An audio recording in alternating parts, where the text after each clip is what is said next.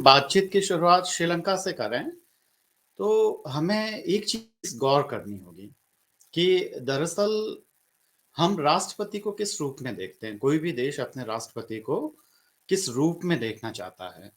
तो श्रीलंका में ऐसे आज़ादी के बाद से ही ऐसा बहुत सारा लंबा दौर आया कि जिसमें कभी राष्ट्रपति की शक्तियाँ अधिक हो गई, कभी राष्ट्रपति की शक्तियाँ सीमित कर दी गई। पर यह सारा जो राष्ट्रपति और प्रधानमंत्री के बीच में जो शक्तियों का विभाजन किस तरह से होना चाहिए, यह तब होता है जब कोई देश अस्थिर रहता है। श्रीलंका अनेक बार अस्थिर हुआ, फिर वापस उसने स्थिरता प्राप्त की। पर सौभाग्य से भारत के प्रजातंत्र में वह ताकत थी कि कभी भी संविधान को लेकर कोई प्रश्न खड़ा नहीं हुआ। संविधान ने जो अलग-अलग न्यायपालिका की, कार्यपालिका की, विधायिका की जो शक्तियाँ निश्चित की, वे चलती रही और हम सब लोगों का संविधान में विश्वास भी रहा और ये पूरे दुनिया के लिए आश्चर्य का मामला है कि इतनी विविधता के बावजूद भारत प्रजातंत्र को सँभालने में कैसे कामयाब रहा। हमारे पड़ोस में पाकिस्तान है, वह भी अपने प्रजातंत्र को ठीक से सँभाल नहीं पाया। बांग्लादेश है, श्रीलंका है और बहुत सारे जो अनेक जो हमारे पड़ोसी राष्ट्र हैं, वहाँ पर यह ऐसी परिस्थितियाँ आई कि वहाँ पे प्रजातंत्र और उसकी सफलता को लेकर बहुत सारे प्रश्न चिन्ह खड़े हुए।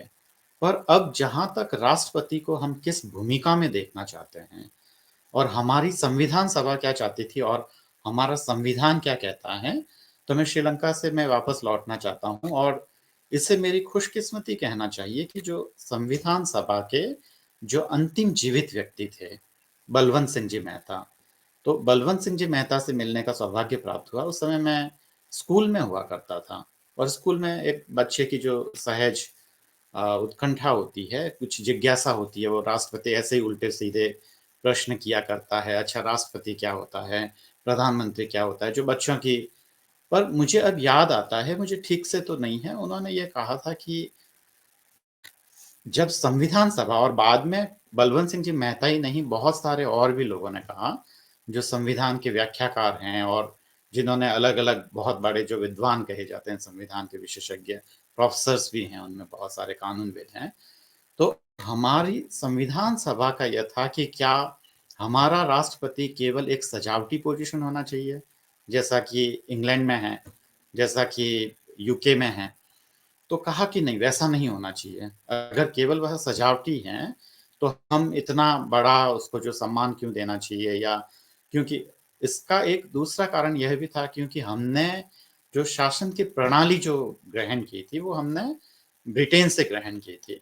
तो ब्रिटेन से ग्रहण करने के बाद में हमने जो पार्लियामेंट्री सिस्टम अपनाया जिसको हम संसदीय व्यवस्था बोलते हैं, तो उस संसदीय व्यवस्था में राष्ट्रपति अथवा जो राष्ट्र प्रमुख होता है ना? वह राजा भी हो सकता है, वह राष्ट्रपति भी हो सकता है या अन्य किसी रूप में भी हो सकता है। बहुत सारे देशों में चांसलर भी होते हैं। तो वो कैसा होना चाहिए और उसकी शक्तियाँ क्या होनी चाहिए? तो संविधान की भावना यह थी या संविधान सभा के लोगों की मूल भावना यह थी कि राष्ट्रपति को कमज़ोर कभी नहीं बनना चाहिए। क्योंकि देश में ऐसी बहुत सारी परिस्थितियाँ आ सकती है, जब कार्यपालिका और विधायिका अपने मूल कर्तव्यों को भूलकर वह कुछ ऐसे काम कर सकती है, जहाँ एक जगह ऐसे आएगी कि राष्ट्रपति भले ही उन्हें रोकने की स्थिति में ना हो, किंतु वह यह संकेत तो ज़रूर कर सकता है कि देखिए आप जो कर रहे हैं, वह गलत कर रहे हैं। और क्योंकि राष्ट्रपति का सम्मान हमारे देश में काफ़ी अधिक होगा और हम उसे उसी सम्मान के भाव से देखेंगे, इसलिए ये कहा गया कि फिर जब राष्ट्रपति को इतना महत्वपूर्ण पद माना गया, तो फिर यह चर्चा हुई कि क्या इसका सीधा चुनाव किया जाना चाहिए क्योंकि यह इतना महत्वपूर्ण पद है। फिर बाद में तय हुआ कि भारत एक गरीब देश है और अभी तो हमें बहुत सारी अभी संपन्नता प्राप्त करनी है, अभी बहुत लंबी लड़ाई है समृद्धि प्राप्त करने के लिए। तो बहुत इतना ज़्यादा इलेक्शन में पैसा खर्च करना ठीक नहीं रहेगा, इसलिए उन्होंने अप्रत्यक्ष मतदान का वो तरीका अपनाया। तो इन सब चीज़ों से हमें ये लगता है कि राष्ट्रपति केवल एक ठीक। सजावटी पद नहीं है। हाँ, बिल्कुल अगर ज़िम्मेदारियाँ हैं वहाँ पर। जी, हुँ, बिल्कुल ज़िम्मेदारियाँ हैं और हुँ। अगर ज़िम्मेदारियाँ हैं तो हमें यह देखना पड़ेगा कि राष्ट्रपति का जो उनसे अपेक्षा की गई है, क्या वह पद उन अपेक्षाओं पे खरा उतरता है अथवा नहीं उतरता है। अगर वह नहीं उतरता है तो मुझे लगता है कि संविधान की भावनाओं के अनुरूप सरकार और विभिन्न राजनीतिक दल अपना कार्य नहीं कर रहे हैं। जी। बिल्कुल। थैंक यू सो हुँ, मच हुँ। अरविंद जी। हमारे जी। साथ राजीव रंजन जी भी जुड़े हुए हैं। राजीव रंजन जी यूनाइटेड जनता यूनाइटेड से हैं। राजीव जी, जहाँ पर ये सवाल उठ रहे हैं, तेजस्वी यादव ने जिस तरह से ये बोला है कि भई मूर्ति हैं, तो भले ही वो ये कहा जाए कि ठीक है, बिहार में एक स्ट्रॉन्ग विपक्ष के नेता ने बोला है, लेकिन इतना गंभीर आरोप है ये, इस तरह से कि क्या आपने कभी उनको बोलते हुए सुना है? हमने तो बोलते हुए नहीं सुना है।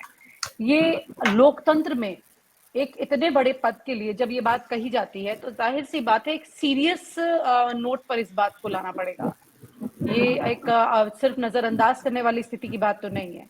कैसे देखते हैं आप इस परिस्थिति को हमारे देश के राष्ट्रपति को लेकर? फिर मुकेश जी के पास चलेंगे।